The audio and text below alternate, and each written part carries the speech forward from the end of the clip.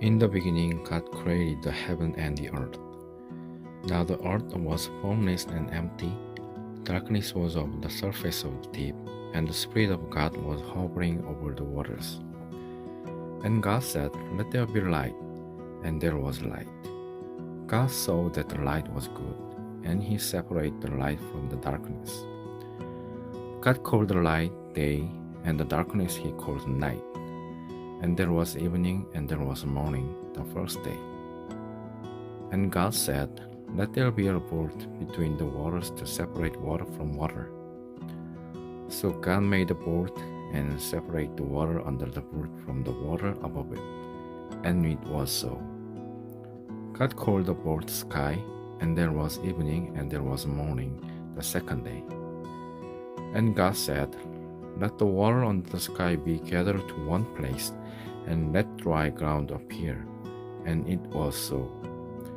God called the dry ground land, and the gathered water He called seas. And God saw that it was good.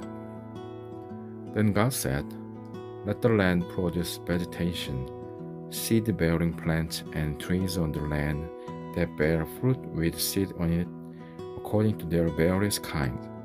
And it was so.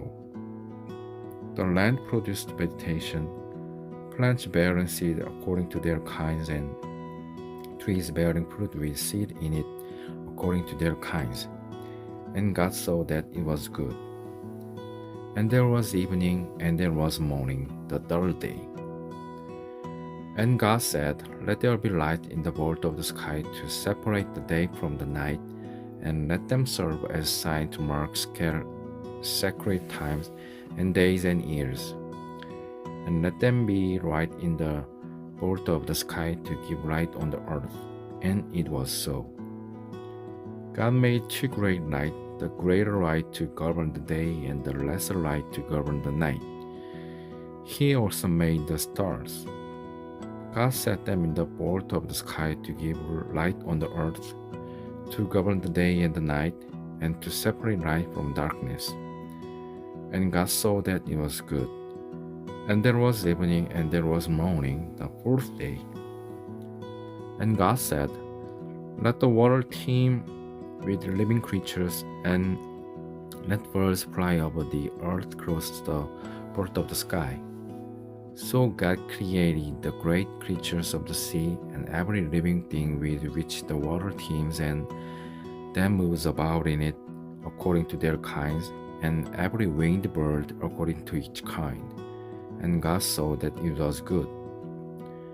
God blessed them and said, "Be fruitful and increase in number, and fill the water in the seas, and let the birds increase on the earth."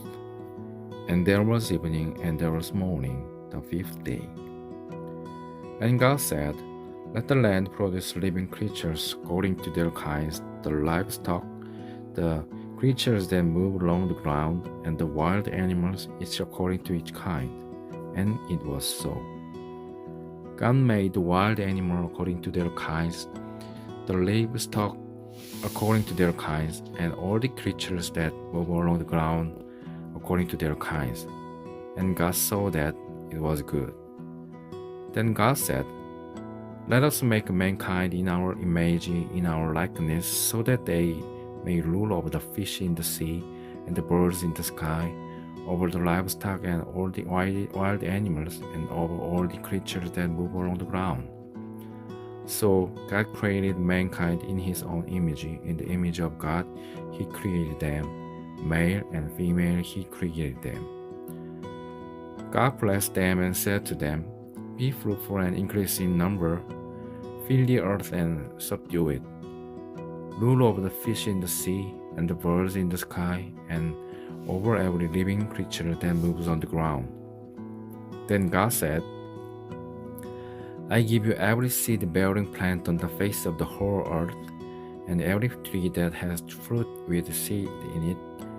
They will be your food.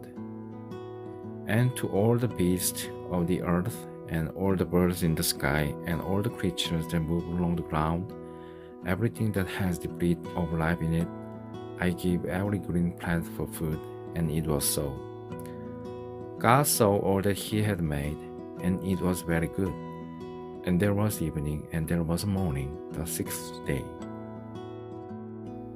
Thus the heaven and the earth were completed in all their vast array. By the seventh day God had finished the work he had been doing. So on the seventh day he rested from all his work.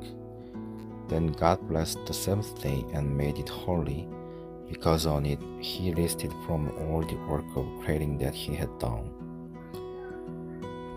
This is the account of the heavens and the earth when they were created, when the Lord God made the earth and the heavens.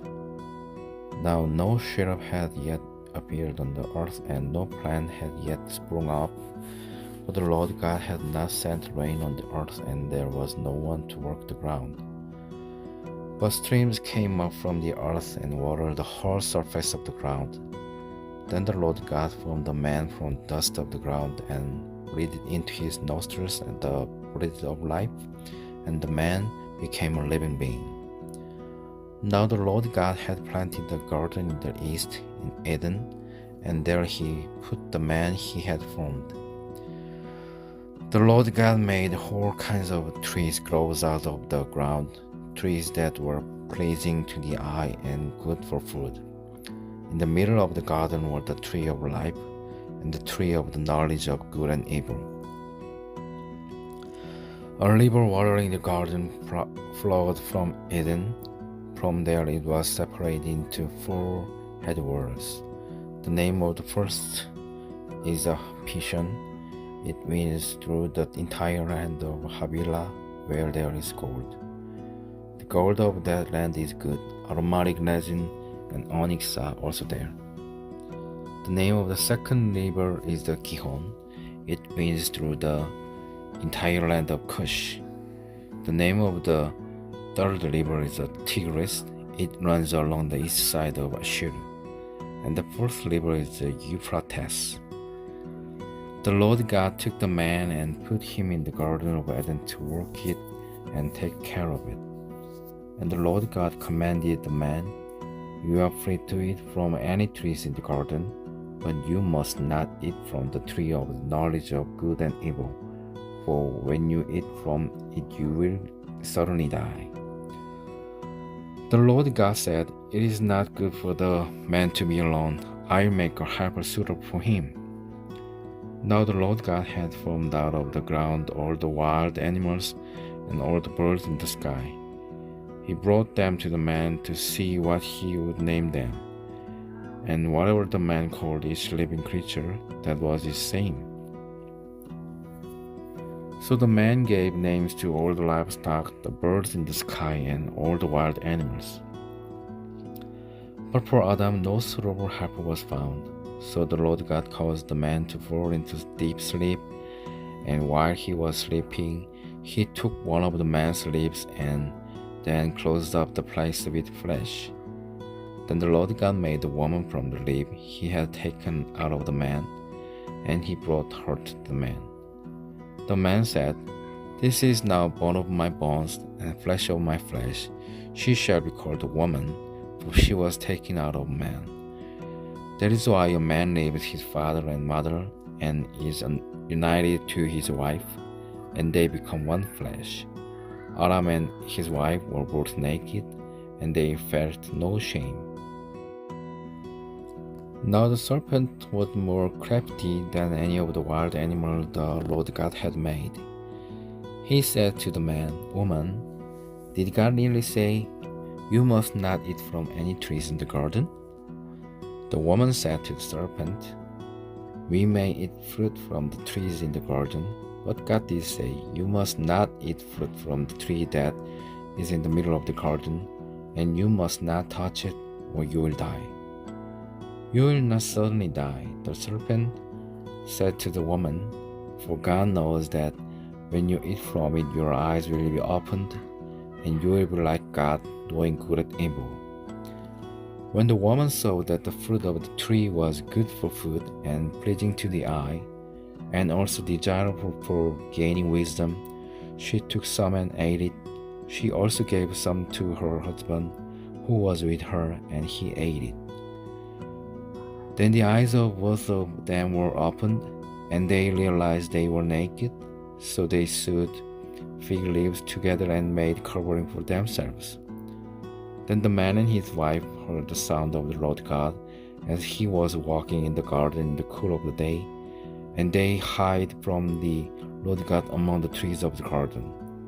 But the Lord God called to the man, "Where are you?" He answered, "I heard you in the garden, and I was afraid because I was naked, so I hid." And he said, "Who told you that you were naked? Have you eaten from the tree that I commanded you not to eat from?" The man said, "The woman you put here with me, she gave me some fruit from the tree, and I ate it." Then the Lord God said to the woman, "What is this you have done?" The woman said, "The serpent deceived me, and I ate." So the Lord God said to the serpent, "Because you have done this, cursed are you above all livestock and all wild animals. You will crawl on your belly, and you will eat dust all the days of your life.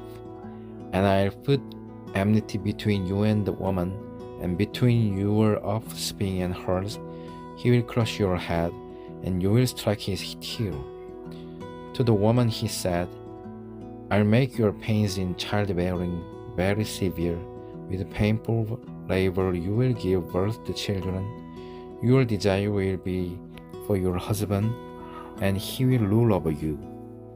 To Adam he said, "Because you listened to your wife and ate fruit from the tree about which I commanded you, you must not eat from it. Cursed is the ground because of you. Through painful toil you will eat food from it all the days of your life. It will produce thorns and thistles for you, and you will eat the plants of the field. By the sweat of your brow you will eat your food until you return to the ground, since from it you are taken, for dust you are, and to dust you will return."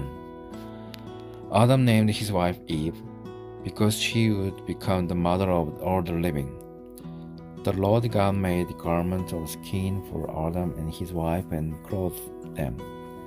And the Lord God said, "The man has now become like one of us, knowing good and evil. He must not be allowed to reach out his hand and take also from the tree of life and eat, and live forever." So the Lord God banished him from the Garden of Eden to work the ground from which he had been taken. After he drove the man out, he placed on the east side of the Garden of Eden cherubim and a flaming sword flashing back and forth to guard the way to the tree of life.